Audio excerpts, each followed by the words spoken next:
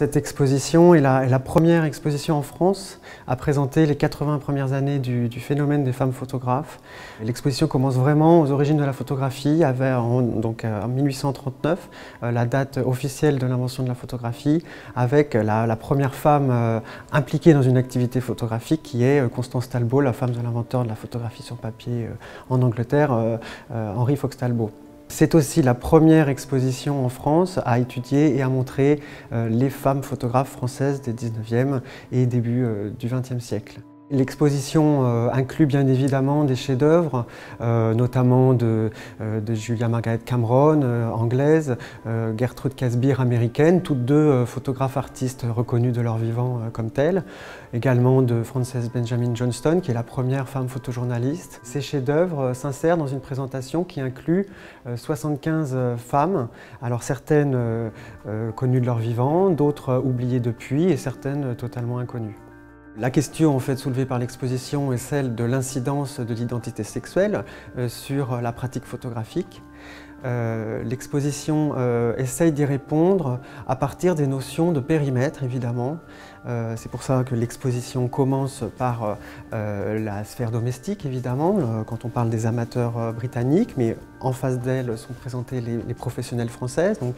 très tôt dans l'histoire de la photographie, les femmes sont aussi sur le marché du travail en tant que photographes. Une notion à laquelle je tiens beaucoup, c'est la notion de stratégie, c'est-à-dire que ces femmes photographes, dont on a aujourd'hui soit les noms, soit les images,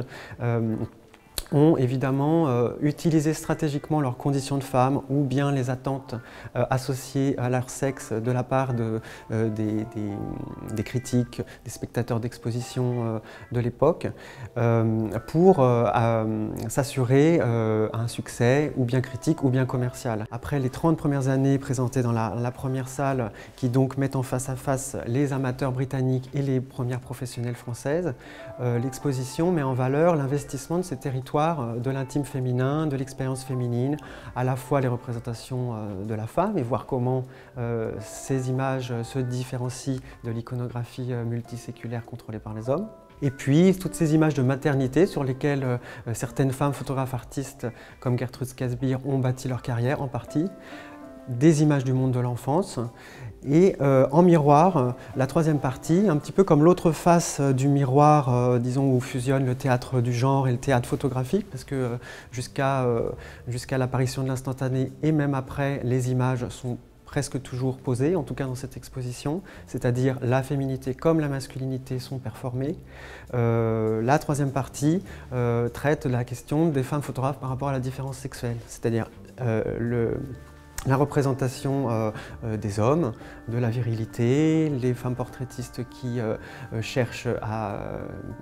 représenter des modèles prestigieux, des hommes illustres, les représentations de paternité, les relations de couple, le travestissement et évidemment le nu à la fois féminin mais aussi masculin.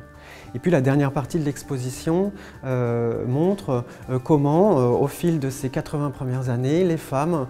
photographes ont comblé un à un tous les fossés qui séparaient la pratique féminine de la pratique masculine, et ce dès avant la fin de la Première Guerre mondiale, donc à la fois en prenant parti à travers leur activité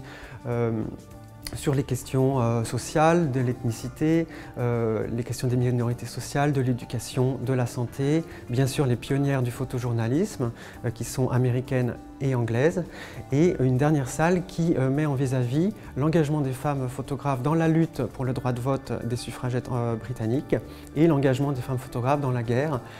et en particulier l'engagement des femmes photographes pour représenter la place des femmes dans l'effort de guerre.